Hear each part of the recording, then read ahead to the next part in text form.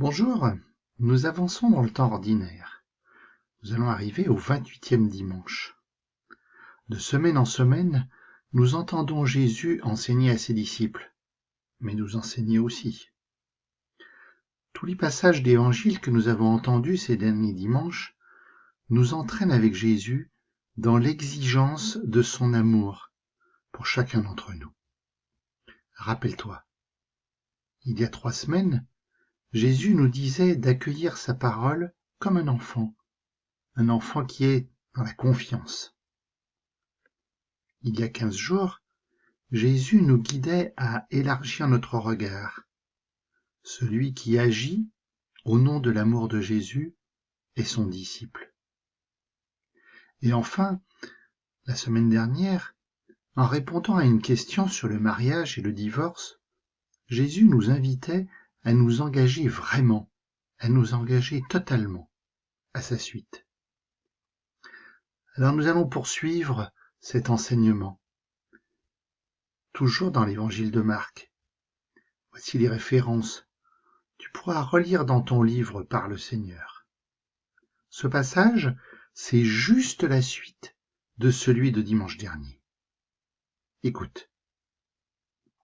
En ce temps-là, Jésus se mettait en route quand un homme accourut et tombant à ses genoux lui demanda : « Bon maître, que dois-je faire pour avoir la vie éternelle en héritage ?» Jésus lui dit : « Pourquoi dire que je suis bon ? Personne n'est bon, sinon Dieu seul. Tu connais les commandements. Ne commets pas de meurtre, ne commets pas d'adultère, ne commets pas de vol, ne porte pas de faux témoignages, ne fais de tort à personne, honore ton père et ta mère. » L'homme répondit : « Maître, tout cela je l'ai observé depuis ma jeunesse. » Jésus posa son regard sur lui et il l'aima. Il lui dit : « Une seule chose te manque. Va, vends ce que tu as et donne-le aux pauvres. Alors tu auras un trésor au ciel. Puis viens, suis-moi. » Mais lui, à ces mots, devint sombre et s'en alla tout triste, car il avait de grands biens. Alors encore un récit de rencontre, comme on en lit beaucoup dans l'Évangile. Tu as entendu, cet homme qui vient à la rencontre de Jésus se précipite. Pour lui, c'est vraiment important cette rencontre qu'il va avoir avec Jésus. Et pourtant, quelque part, sa question peut nous paraître curieuse. Cet homme ne se préoccupe pas de sa vie présente, mais du futur, de la vie éternelle. Et en réponse, comme la semaine dernière avec les pharisiens, Jésus cite la loi. Tu as reconnu ? Ce sont les 10 paroles de vie que Moïse a reçues de Dieu. Mais si tu as bien compté, Jésus ne cite que 10 paroles. Il ne reprend que les paroles qui parlent des relations entre les hommes. Voler, tuer, etc. Eh ben oui, si je considère l'autre, si j'aime l'autre, si j'aime mon voisin, mon prochain, eh ben en même temps j'aime Dieu. Donc, les 4 paroles qui manquent, en relation avec Dieu, elles sont comprises dans celle-là. Et quel beau moment de tendresse. Jésus voit tout, comprend tout d'un seul regard. Il est plein d'amour pour cet homme. Jésus a compris que cet homme voudrait aller plus loin.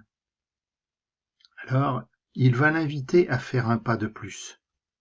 Tout lâcher pour devenir disciple jusqu'au bout. Mais, tu vois, c'est là où ça coince. Ça fait trop pour cet homme.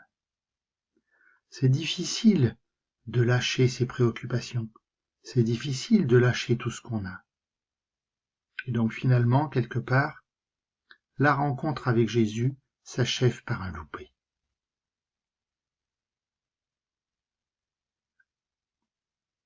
Alors Jésus regarda autour de lui et dit à ses disciples : « Comme il sera difficile à ceux qui possèdent des richesses d'entrer dans le royaume de Dieu. » Les disciples étaient stupéfaits de ces paroles. Jésus, reprenant la parole, leur dit : « Mes enfants, comme il est difficile d'entrer dans le royaume de Dieu. Il est plus facile à un chameau de passer par le trou d'une aiguille qu'à un riche d'entrer dans le royaume de Dieu.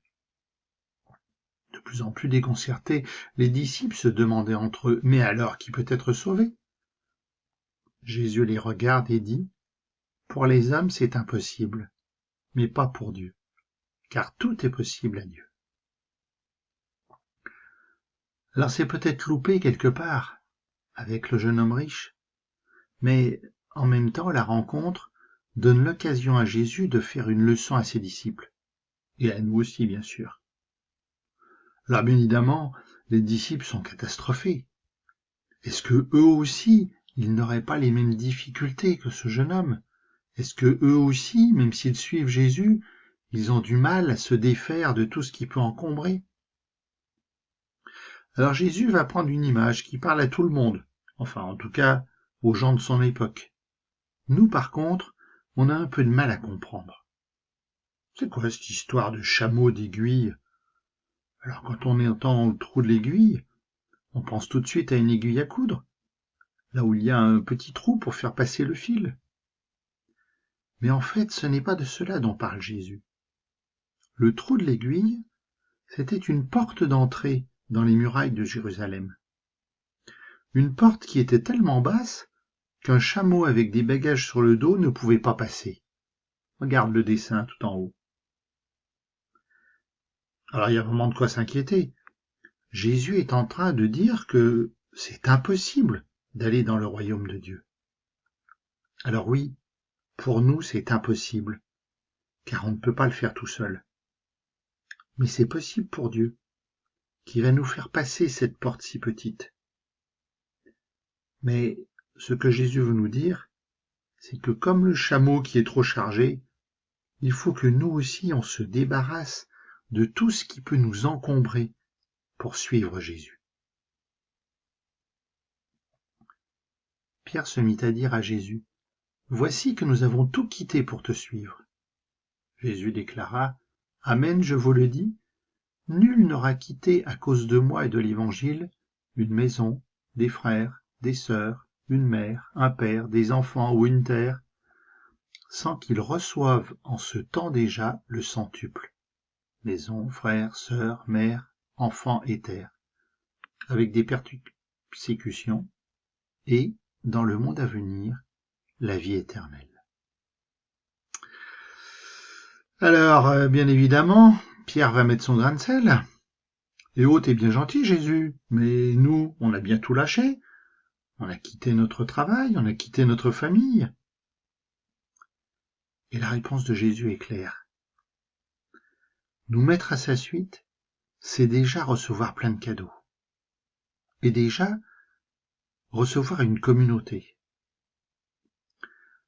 Devenir disciple de Jésus, peut-être que ça ne fait pas plaisir à des personnes qu'on connaît, à des personnes qu'on aime. Tu sais, cela peut arriver, il y a des disputes dans les familles. Mais Jésus le dit, ouvre-toi. Ouvre-toi à tous ceux comme toi qui sont mes disciples. Eux aussi, ce sont tes frères, tes sœurs, mère, père. Alors Jésus se cache pas de dire qu'il y aura des moments difficiles. Être à la suite de Jésus, c'est parfois des moments de découragement, c'est parfois l'envie de tout laisser tomber. Mais au final, c'est l'amour dans toute sa plénitude. Et c'est ça la vie éternelle. Et quelque part, c'est maintenant que Jésus répond vraiment à la question du jeune homme riche. Tu veux devenir mon disciple? Ok, eh ben vas-y, avec confiance. Je te tiens la main. La vie éternelle, c'est déjà aujourd'hui. Jésus, j'ai confiance en toi. Je sais que tu veilles sur moi. Je sais que je ne manquerai de rien avec toi. Alors Jésus, fais que je reste toujours dans la confiance en toi. Fais que je ne me laisse pas envahir par les soucis de la vie. Fais que je me laisse entraîner à ta suite, sur le chemin de l'amour et du partage avec les autres.